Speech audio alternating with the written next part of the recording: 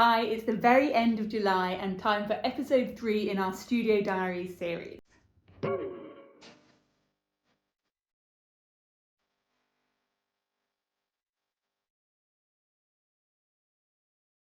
it's about 10 days since I last filmed this video, and I'm going to update you on some of the things I talked about in there, as well as showing you a few new things.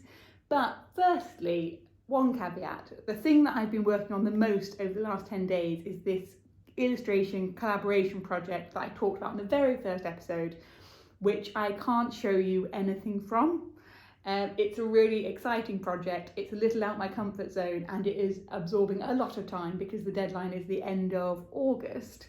And so I have pretty much spent all my evenings, I spent the entirety of my weekend just rotating between the sofa to try and finish these stitching deadlines, to the table, to my desk to try and finish my illustration deadline, and so it's been a lot of work on that, and sadly work I can't show you, but at some point I will be able to, and then it'll be interesting to know what you think. So instead what I am going to do is use this Studio Diaries episode to cover firstly an update on those stitching projects from the last episode, the flowers and then the little bird that I thought I'd have time to stitch.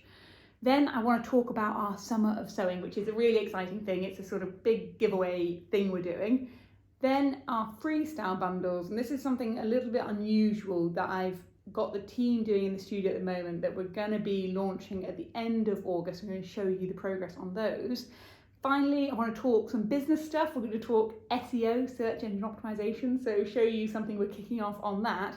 And then I'm going to end just showing you a beautiful new sort of brochure magazine that I got, which I'm very excited about. So let's dig in. First up, an update on those stitching projects. So in the last Studio Diaries episode, I said that I was starting to stitch my autumn botanicals. These are the flowers that form part of one of our range of kits, the botanicals.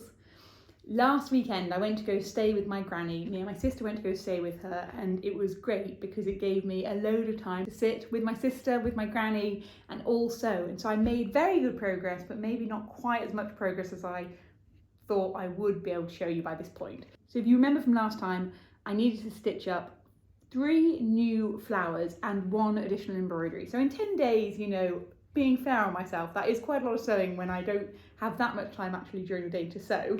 And so I've got 1 here finished. This is my alliums.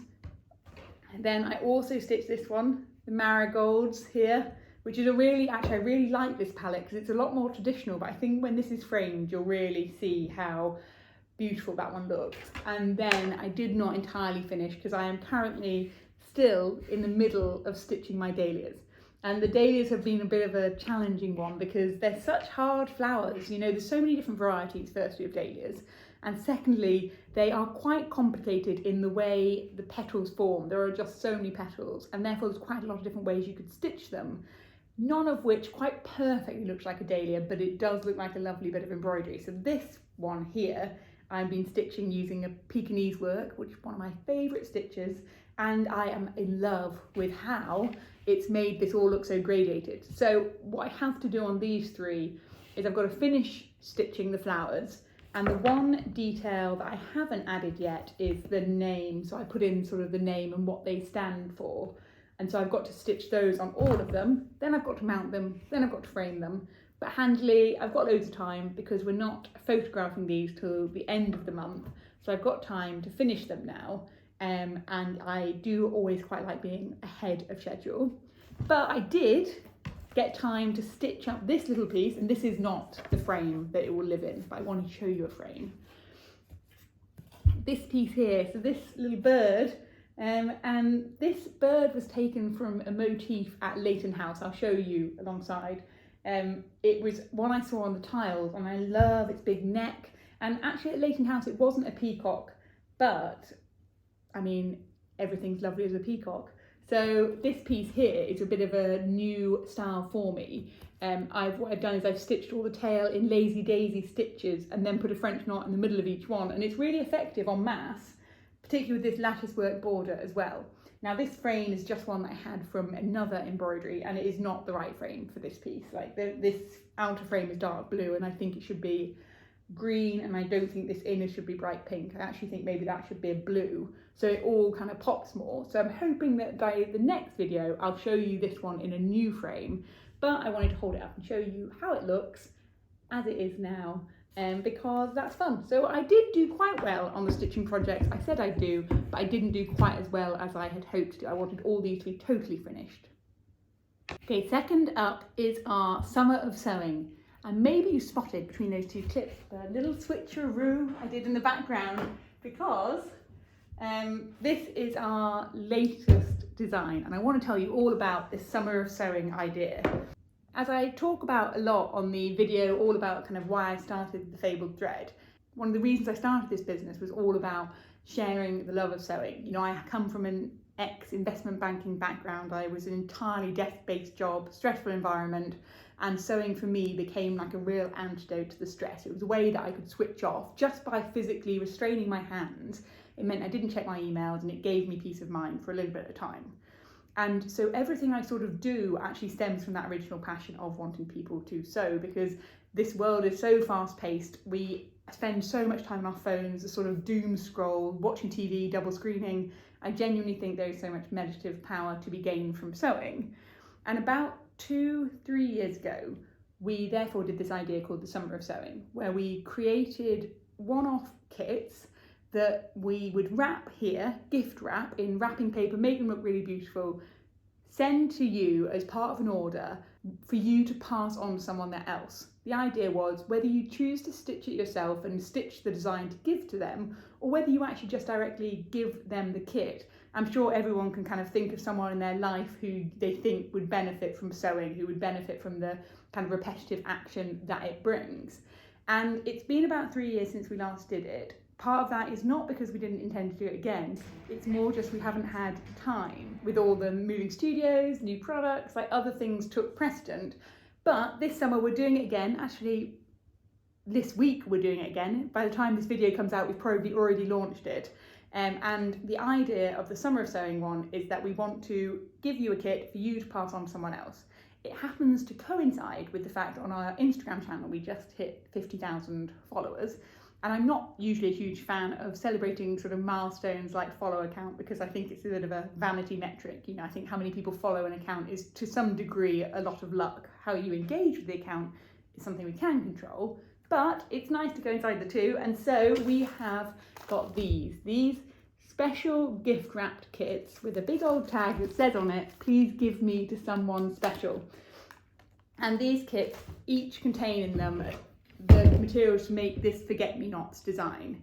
And forget-me-nots are one of my kind of favourite flowers. You know, obviously they're a sort of symbol of love, of devotion, and whether that's a romantic love, a platonic love, kind of familial love, or just self-love, all important, I think they're one of the most beautiful flowers to give to someone else. So what we're doing is we're gift wrapping them all up, and we have about 130, 140 for any orders that are placed over £40, which is the price of our kind of cheapest kit. So basically if you buy one embroidery kit from us, you'll receive one of these in the order until they are all gone. Now this could be quite an annoying thing to talk about in the video, because I am conscious that we are launching all these and announcing these to all our newsletter on Thursday. This video is going to go out quite a few days later, and therefore there is a risk they are all gone. But if that is the case, then why aren't you following us on our email newsletter? That's the big question. And even if they have all gone, I wanted to tell you about this because it's something quite unusual that we're doing.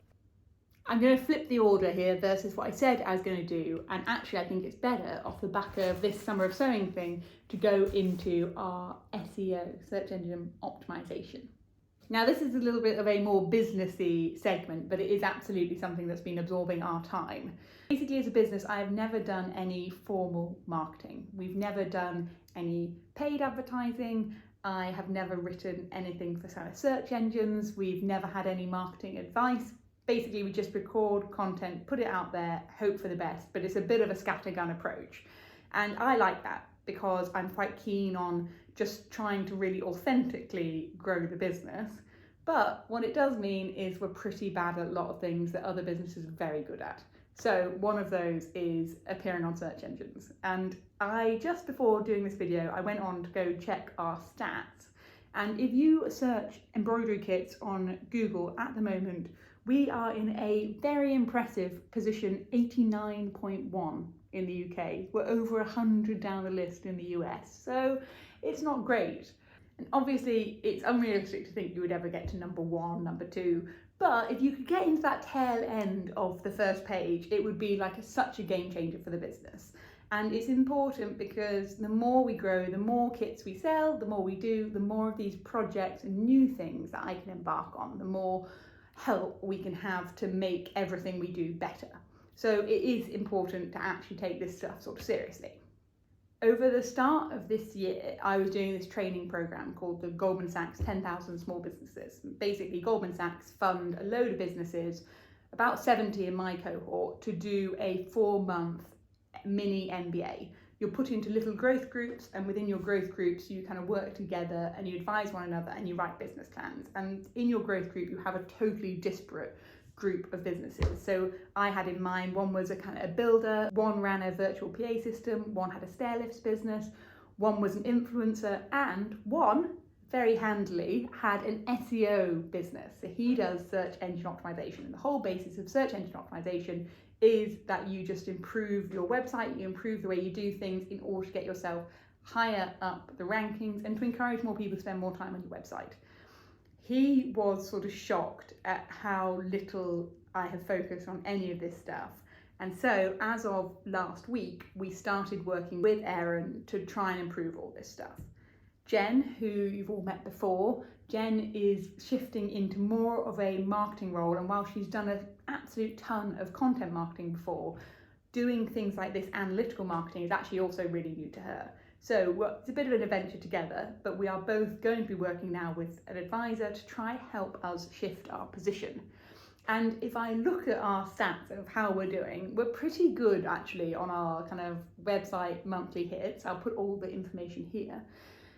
But what we're really bad when you dig down into it is it looks as though you're getting quite a lot of stuff from organic search. You know, it looks like we're getting kind of 30% of our traffic's coming organically, which would think, oh, cool. But when you start digging down into them, of that, you know, until you get to about the 5th page of search terms, you get to actually one that is a real organic term, and everything else everyone's searching is the Fabled Thread, or you know, combinations of Fabled Thread, Eppie Thompson, Fabled Thread, it's that sort of thing. So what it shows is that the organic search traffic is really not organic search traffic, it's actually direct. So we're not reaching anyone new. Now the reason I think this is the place to focus from a marketing perspective, beyond things like paid advertising, all of that, is that I feel like it feels more possible to optimize your SEO whilst maintaining your authenticity as a brand. And that's what's super important to me. You know, we have a journal on the website. I don't want that journal to suddenly become full of articles like 10 ways to thread a needle, or these are your top beginners kits for starting sewing, or why should you sew? You know, I don't want it to be filled with things like that that don't feel that authentic. I want it to be filled with articles on motifs, or places we've been to visit, or unusual kind of Indian embroidery techniques. I want it to be filled with actual interesting things that split, but obviously all that disparate content is not great for a search engine because they have no idea what you do. So this is what we're working on. We kicked it off this week, and this month we're going through a full SEO audit. They're doing a full audit of our entire website to see where we're going wrong, what we could be doing better, all the quick fixes. And then from September onwards, Jen is going to be spending maybe 2 days a week on this. So it's an awful lot of time, it's an awful lot of investment, but hopefully it's the thing that actually enables us to start growing better and then be able to invest better into the projects I really want to, like that brochure zine I've been talking about loads. So the 4th thing is freestyle bundles.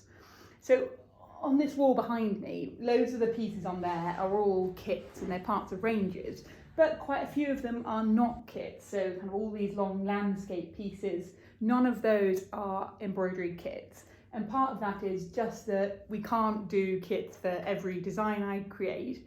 Either the stitching is a bit hard and it's too complicated for us to be able to guide someone through, or actually, you know, the more stock we have and the more ranges we have, the more complicated everything is for us in the studio. The more storage space you have to have, the more stock you've got to hold. So we can't have everything as kits. But I love the idea that you go and create your own pieces. So whether people start with a kit or two, they can then go on and like start stitching your own designs. So that's one of the reasons why we sell unpainted frames, fabrics, threads, kind of all this stuff. And in April, I had a new idea, which is a bit of a weird idea, but the idea was I would put together these freestyle bundles. So the idea being the bundle comes with a painted frame, fabric, a selection of threads, everything you need to create a design, but no actual design. So you would create your own design to go into the frame.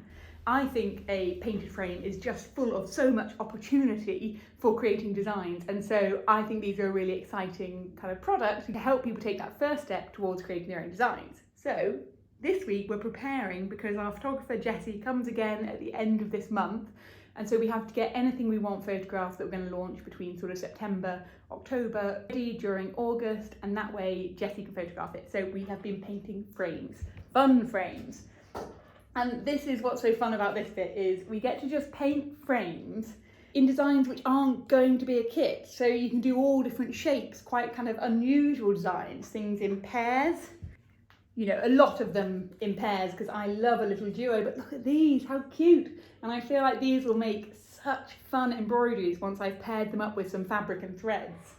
Or these ones, which are kind of real Charleston, you know, Charleston farmhouse, real Charleston inspired pieces, like these ones, whether you have them individually, and you know, every single set is available separately, but I quite like a pair. I always like pairs. These ones, these are a bit wild.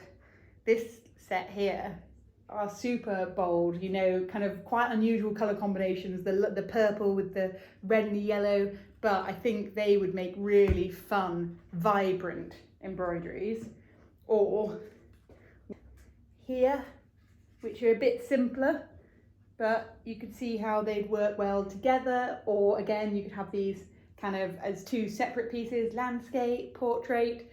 So we have been painting all different decorative frames. It's a really fun project because Katie, who does all our frames usually, is always painting frames to order. And so what we try to do is every sort of couple of months set aside a 2-3 week period where all she paints is random designs in random colour palettes, frames we've never done before. And then next week I'm going to pair each of these with some fabric and some threads, and then we'll photograph them at the end of the month, and then they go on our studio shop if they make it there. But I sometimes do have a tendency to save ones I particularly love for myself and then stitch something myself to go in them. So everything should make it to the shop if I don't get too greedy and want to keep them all myself. But that's a really fun project, and I am going to get a load more painted, and so between Katie and I, we're going to try get 20 sets, and that's 20 sort of one-off sets together. So that is a fun, creative, fun thing we have been doing in the studio. In some terrible planning, my phone died just as I was finishing the Studio Diaries recording, so it is a new day, new position, new outfit, but I had to just finish off by showing you the new thing I've had in the studio this week, which are these amazing magazines from the company St. Jude. And St. Jude, if you haven't come across them before, they're kind of part product business, part kind of art gallery, and they represent loads of amazing British artists. And these are magazines from, I think this one's from 2014, so you know they've been in publication for an awful long time, but I have never come across something that's so incredibly illustrated throughout. You know, the whole thing is just full of illustrations. So these, I thought, are just amazing pieces to show you. And if you want to get your hands on them, you can buy them through the St. Jude website. I'll put a link below this video. But that's my latest piece of amazing inspiration that's taking me into next week.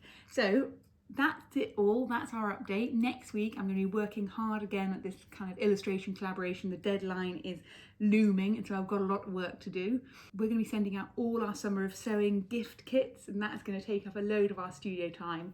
We're going to be painting a load more freestyle embroidery kits, and then I want to do a bit of a designing for a new range that's going to hopefully will get out before Christmas. So loads of new stuff. I'm going on holiday at the end of August, and so I'm kind of working a bit madly in order to get me ready for that. So I can't wait to update you. Next video would be about 2 weeks time, and I look forward to seeing you all then.